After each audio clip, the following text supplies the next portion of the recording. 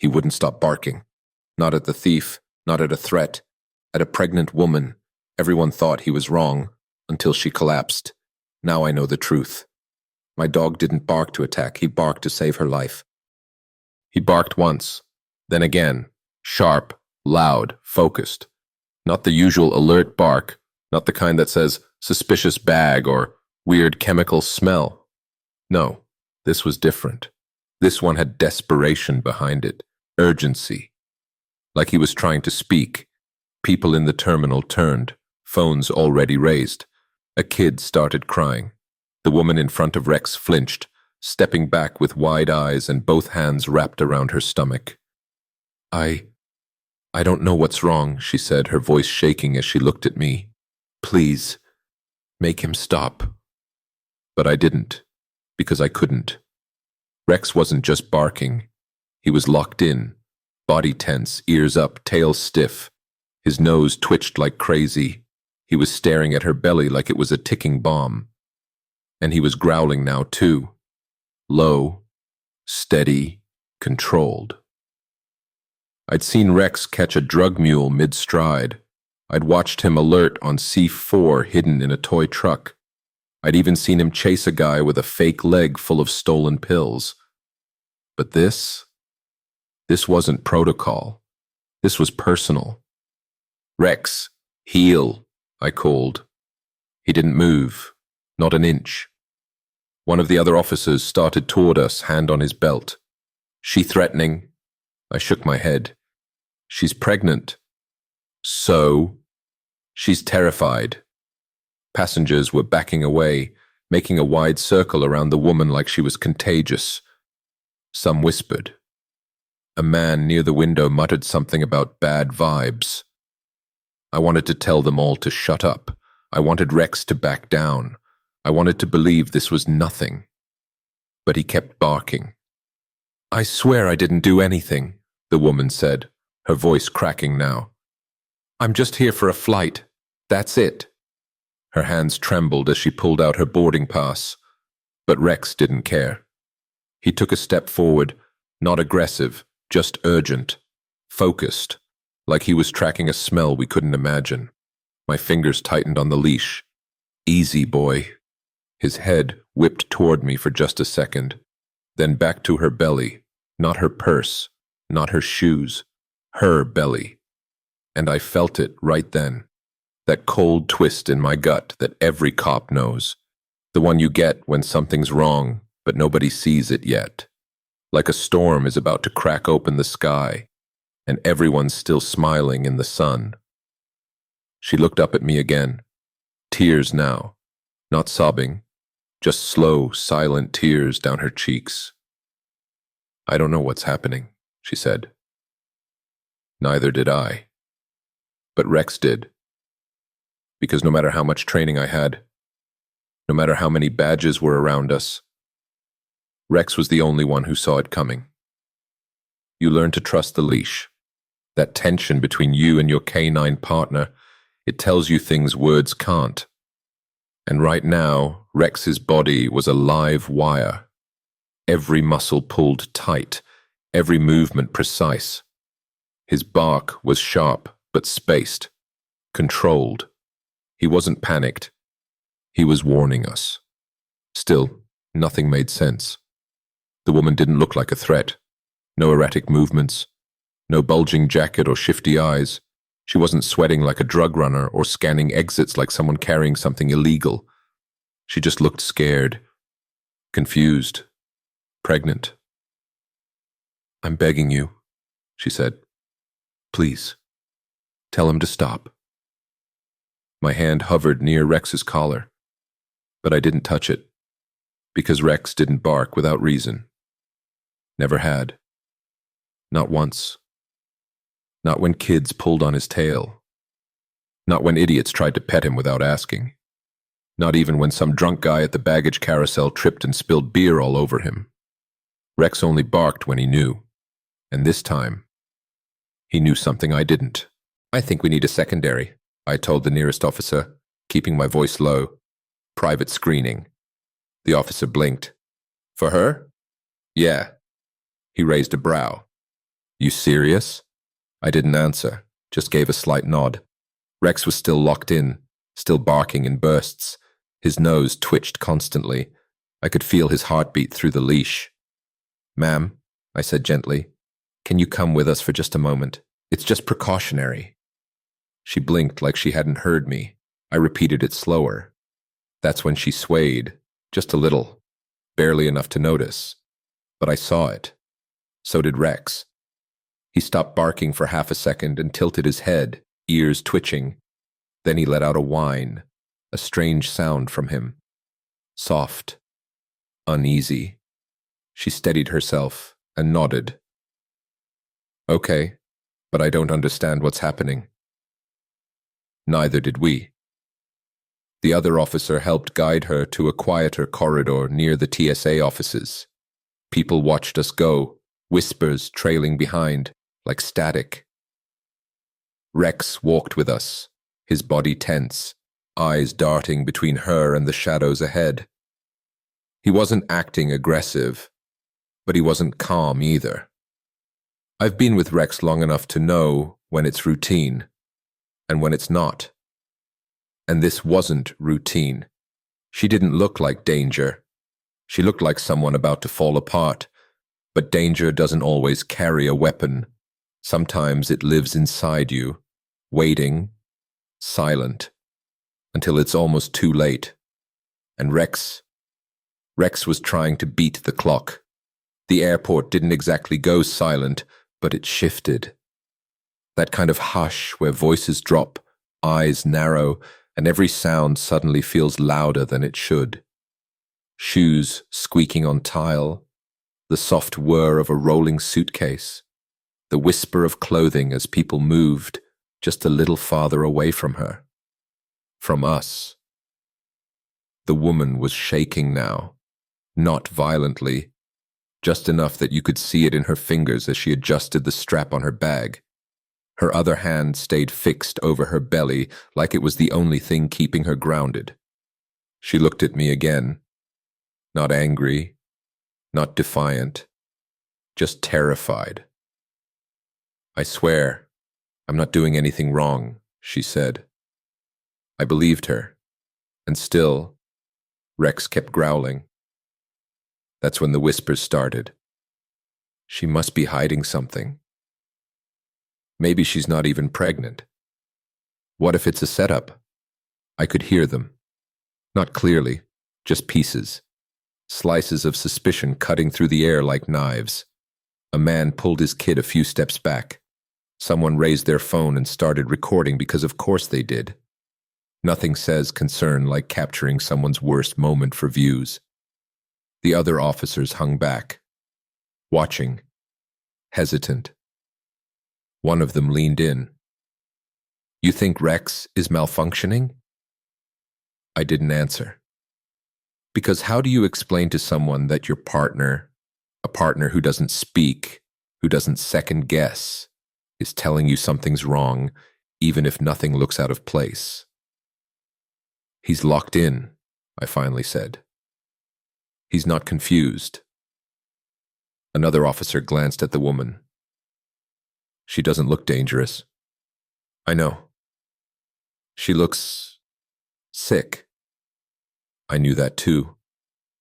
Her face had gone pale. She kept blinking like her vision wasn't syncing up.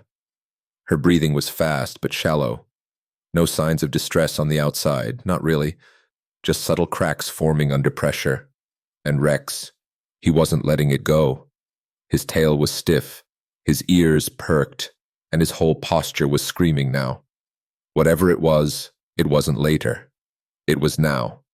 The crowd edged closer, still watching, still recording, still whispering. I could feel it rising, the judgment, the quiet shift from concern to suspicion. Why this woman? Why this dog? Why wasn't someone doing something louder? Because loud doesn't save lives. Listening does. And Rex was telling us the truth. We just didn't know what it was yet. Please, she whispered again, please make him stop. Her voice cracked right down the middle, not the kind of cry you hear when someone's annoyed or embarrassed. This was something deeper, raw, like a wire had snapped inside her and she didn't know how to hold it together anymore.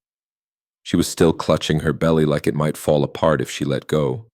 I crouched slightly, getting on her level, tried to soften my voice. "He's not going to hurt you," I said. "He's trained, but he's also alerting us to something. He's trying to help." That didn't calm her.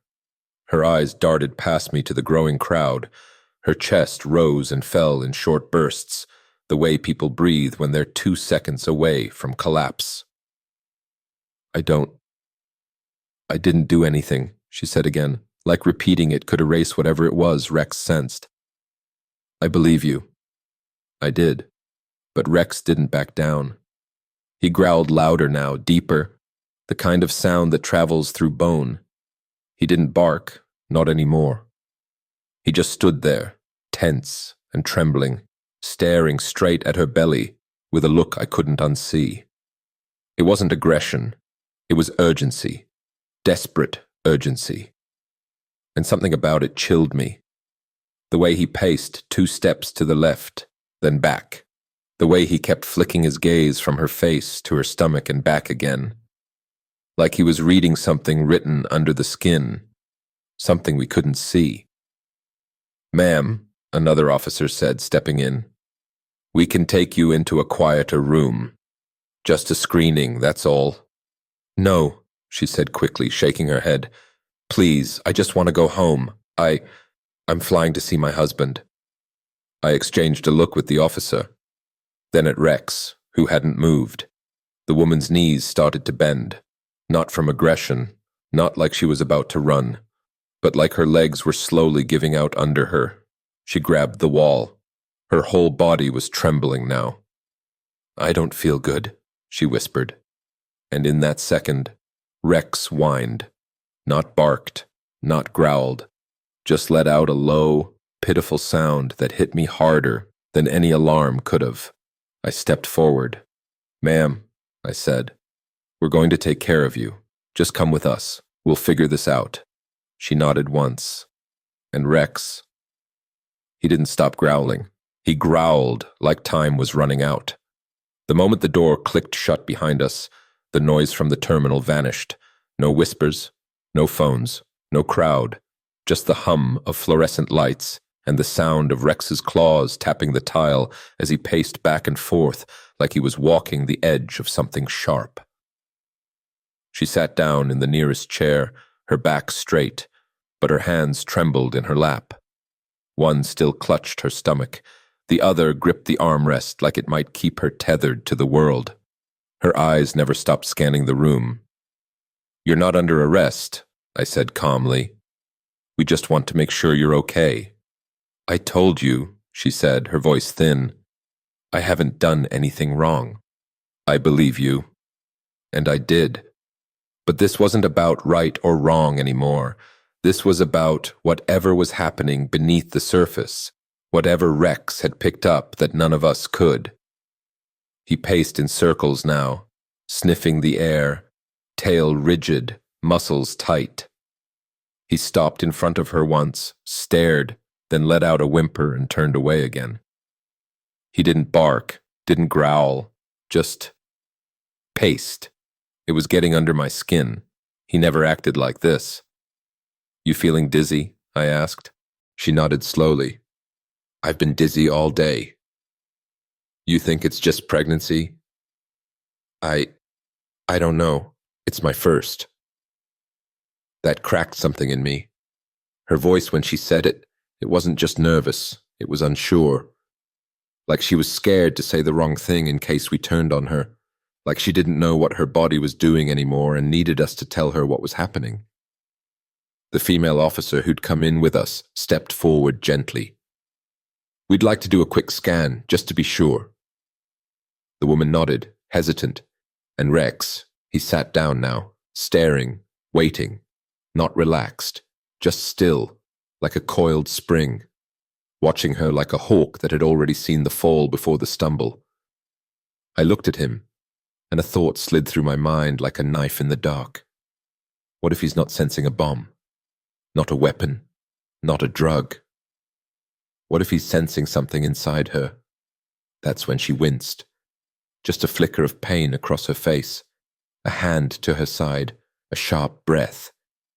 She blinked, and her eyes didn't track quite right. My stomach twisted. We weren't on solid ground anymore. This wasn't just a room. This was a minefield. And the countdown had already started. Rex knew it. Now I did too. The medic took her pulse and frowned. Heart rate's irregular, he muttered, glancing at the monitor. She's tachycardic. She looked up, confused. What does that mean? It means your heart's beating faster than it should, the medic replied, softening his tone. Could be nerves. Could be something else. She swallowed hard. I told you I've just been feeling off, dizzy, like my body's not mine anymore. The female officer handed her a bottle of water. When was your last checkup? Last month. Everything was fine. But her voice wasn't sure. And Rex? Rex wasn't buying it. He paced again, tight circles like he was tracing something none of us could see. Then he stopped in the corner, ears pinned, eyes locked on her stomach with a gaze that felt more like a warning than a stare. The medic touched her wrist again. You sure it's just pregnancy? Yes, she said, then hesitated. I think so. I could hear it in her tone. She wasn't lying. She genuinely didn't know. And that made it worse. I crouched down beside Rex. What is it, buddy? I whispered. What are you trying to tell me? He let out a low whine. No bark, no growl. Just that soft, mournful sound that chilled my blood more than any alarm could. The medic motioned to another officer. We might want to prep a stretcher, just in case. Her head snapped toward him. Wait, what? I don't need that. But even as she said it, her hand went back to her belly, more reflex than choice. Her other hand gripped the chair tighter. Her face had gone pale again. We're just being cautious, I told her. That's all. I just want to get on my flight, she said, more to herself than to us. I just want to go home. Rex took a single step forward, then another, and sat right in front of her, stiff, alert, as if placing himself between her and the danger he couldn't explain. I stared at him. I knew that look. It was the one he gave when assent wasn't just suspicious. It was wrong. When something invisible was threatening everything, and no one else could smell it but him. The medic ran another quick scan. Something flashed red on his tablet. He didn't say anything at first, just stared. What is it? I asked. Blood pressure's unstable, he said carefully. And there's some irregular movement. I looked at Rex. He hadn't moved. The woman suddenly shifted, her face tightening in pain for a split second. She tried to hide it. Failed. Ma'am, the medic said quietly, we need to take you to the hospital. No, she whispered. It's just pressure. That's normal, right? Rex whimpered again, and that was all I needed. It wasn't just pressure. It wasn't just pregnancy. And whatever it was, we were running out of time. She let out a sharp gasp.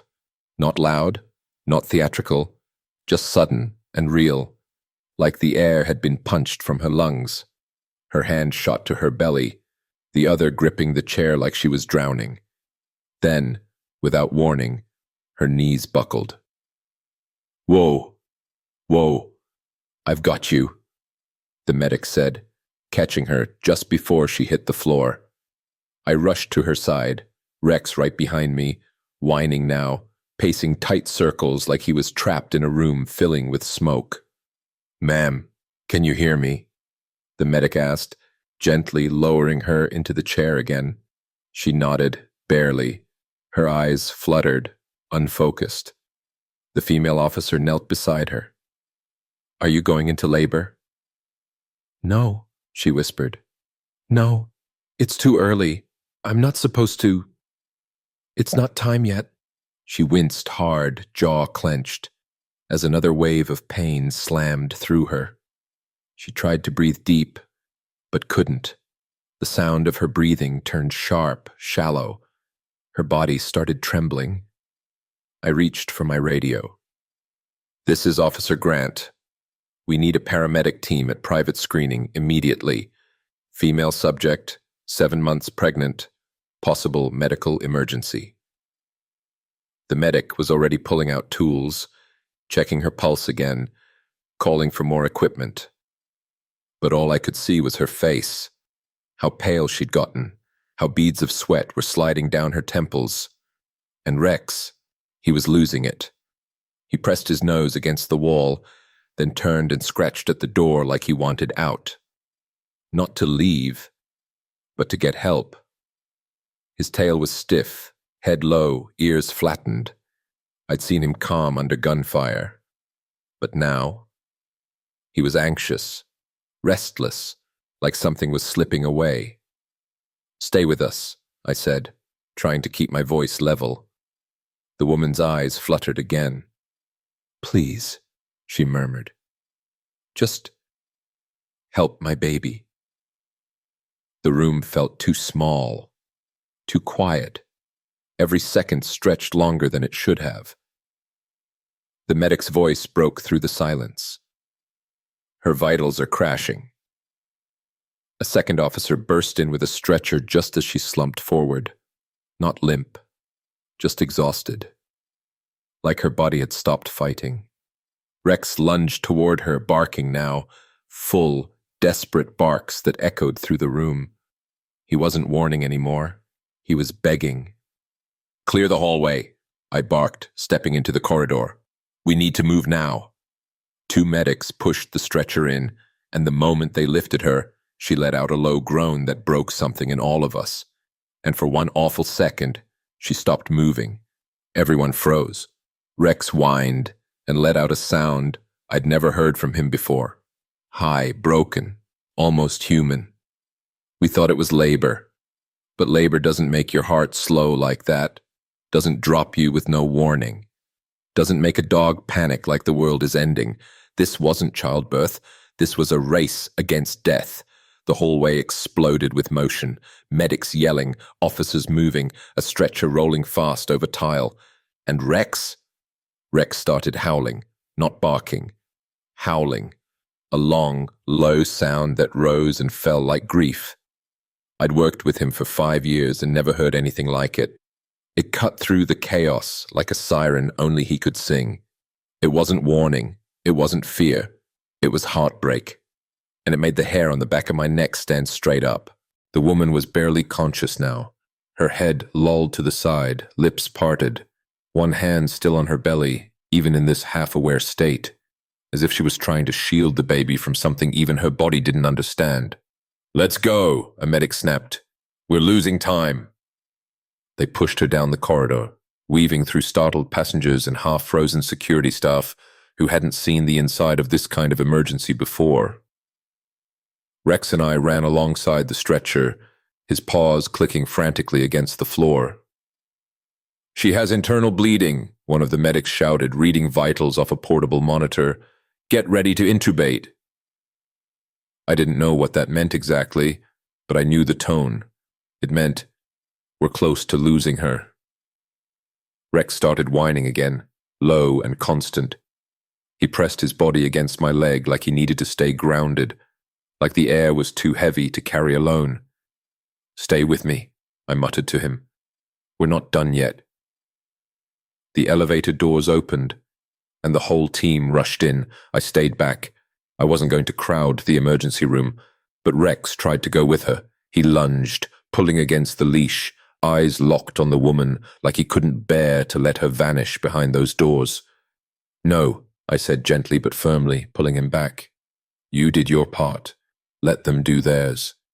The doors slid shut, and Rex sat, right there in the middle of the hallway, his breathing fast, his eyes never leaving the crack where she disappeared. I knelt beside him, running a hand along his back, but he didn't look at me. He was still listening, still watching, still waiting. People passed us, glancing nervously, not sure what had just happened. A few whispered. Some had their phones out again, but I didn't care. Rex didn't care. The only thing that mattered now was what was happening upstairs. That, and the sound that still rang in my head, his howl, a sound I never thought I'd hear, because something in him had broken open, and deep down, I was starting to realize he hadn't just been trying to save her. He was trying to save both of them. Before it was too late. She was crying as they wheeled her into the ER, not screaming, not sobbing, just quiet, panicked tears sliding down her face as she repeated the same words like a broken prayer. It's not time yet. It's not time yet. It's too early. But her body didn't care, because whatever was happening inside her, it wasn't waiting. One of the medics ran beside the stretcher, pumping oxygen, shouting vitals. BP's dropping, heart rate spiking. We've got possible internal rupture. The doors flung open, and I caught one last glimpse of her pale face before they disappeared behind a wall of white coats and sterile light. Rex and I stood just outside, still tethered together by the leash. But it felt like more than that, like I was holding him back from some place he knew he belonged. He kept shifting on his paws, nose twitching, ears cocked toward the operating room like he could hear something through the walls. And maybe he could. He hadn't just alerted, he hadn't just warned us. He had known. From the very beginning. I crouched beside him. She's going to make it, I said. I don't know if I believed it. Maybe I just needed him to. But he didn't relax. His body stayed tense, eyes fixed on the hallway, waiting for someone to tell us whether it had been enough, whether the timing, the screaming, the pulling had done anything at all. The female officer joined us a few minutes later, her face pale. They're prepping for emergency surgery. I nodded. Internal rupture? That's what they're saying. She was bleeding into her abdomen. They said if she'd gotten on the plane. She didn't finish. She didn't have to. I looked down at Rex. He was lying down now, but not resting. His eyes followed every set of footsteps that passed. His ears flicked with every new voice, and I knew he wouldn't relax until he saw her again. The officer sat beside me. How did he know? I don't think we'll ever really understand, I said. But he knew. That's all that matters. She looked at me, then at Rex. He saved her. I nodded. Both of them. And still, in the back of my mind, one thought wouldn't leave me alone. She'd almost boarded, almost taken off.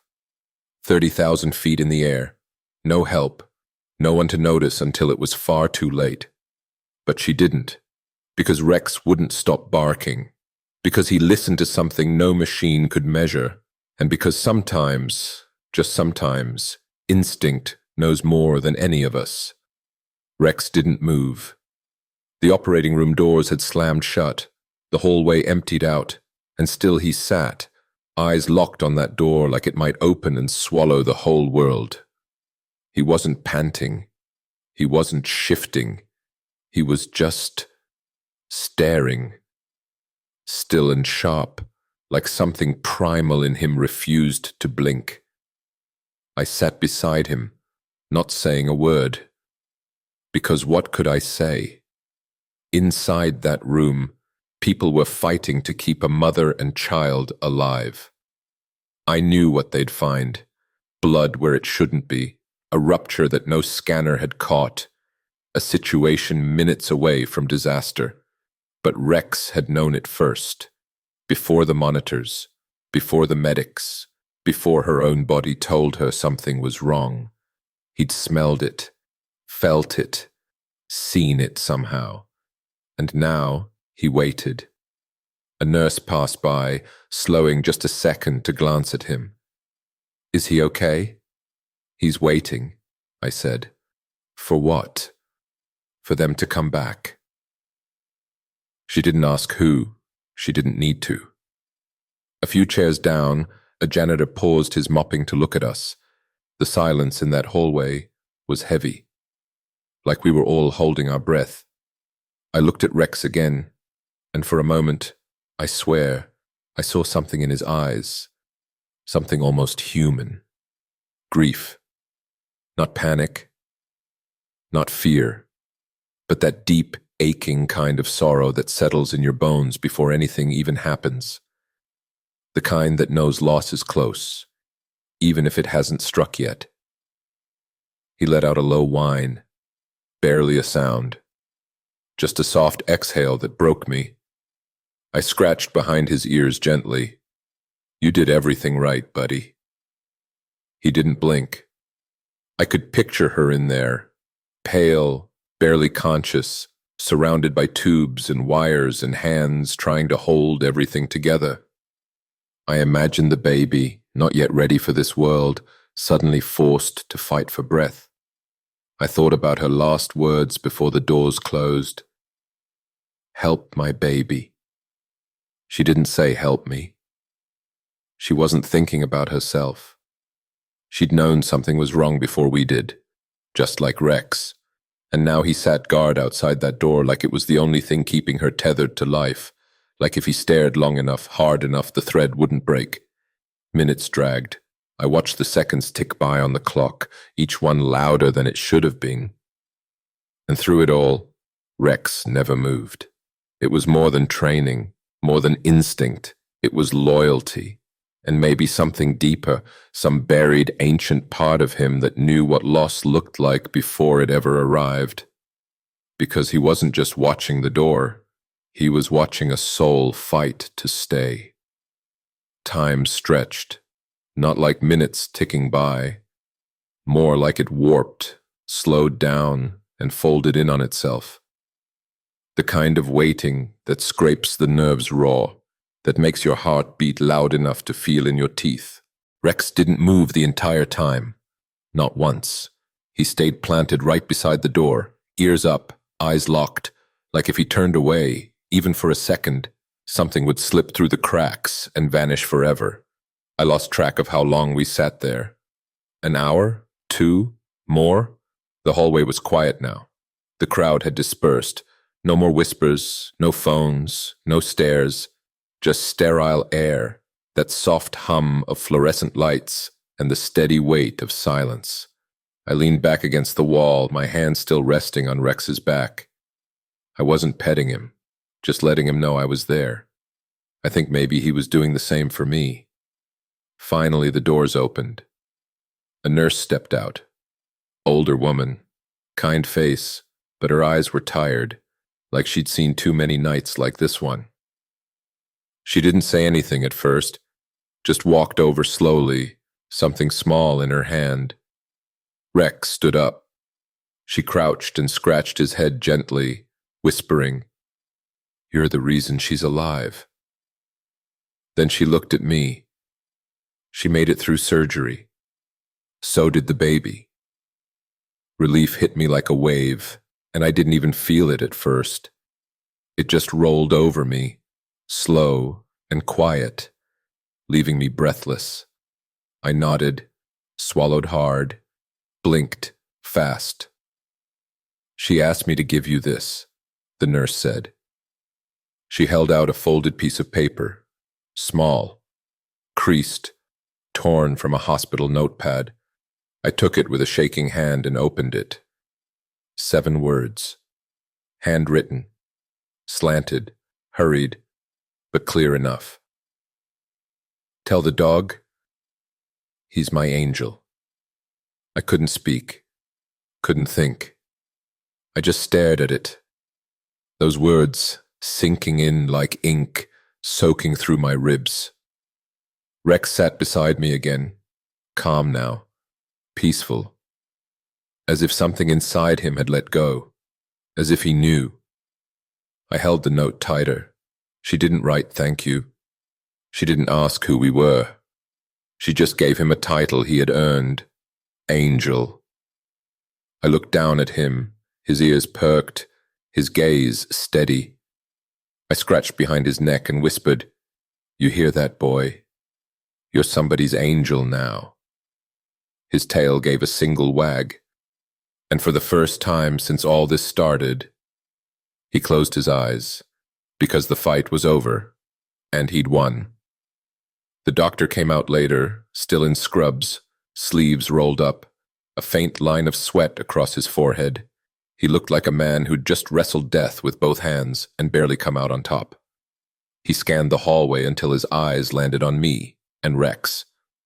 "You the handler?" he asked. I nodded, rising to my feet. Rex stood too, as if he understood it was time. The doctor came closer, hands on hips, chest still rising from adrenaline. He didn't smile right away, just looked at us like he was still trying to piece together how it had all happened. "She made it," he said. "The baby, too." I closed my eyes, just for a second, long enough to feel the tension leave my body in a wave I didn't realize I'd been holding on to for hours. "They were minutes away from losing both," he continued. "She had a concealed uterine rupture, rare, dangerous. If she had gotten on that flight—" He didn't finish. He didn't have to.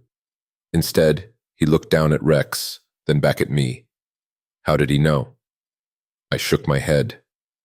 I don't think he knew what it was. He just knew something was wrong. The doctor gave a quiet, disbelieving chuckle. "Well, then your partner's the reason they're alive." Rex sat beside me, calm now, ears tilted toward the sound of our voices but no longer tense. It was like his mission was over, and hearing the words out loud only confirmed it. I knelt down and looked into his eyes. "You did good, buddy," I said softly. "You did real good." His tail thumped once against the floor. Just once. Like he was saying, "I know." A nurse came out a few minutes later, carrying something small in her hand. A note, folded again. This one had a tiny footprint stamped on it in ink. A baby's footprint. "She said to give you this," the nurse smiled. I held the note, stared at that little print, and suddenly the weight of the day crashed into me. All the tension, all the panic, all the questions, gone.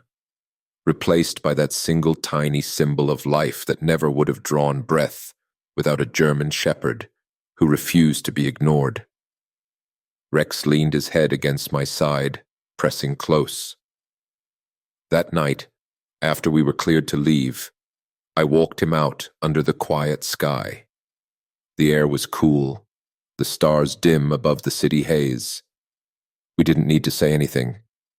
We just stood there, the leash slack between us, both of us finally breathing again. And I thought about all the times I'd doubted his instincts, all the moments I'd questioned what I couldn't see. I wouldn't do that again, not after today, not after a woman and her newborn lived because one dog saw what no one else could. And in the quiet of that parking lot, I bent down one last time and whispered, "You're more than a partner, Rex. You're a hero."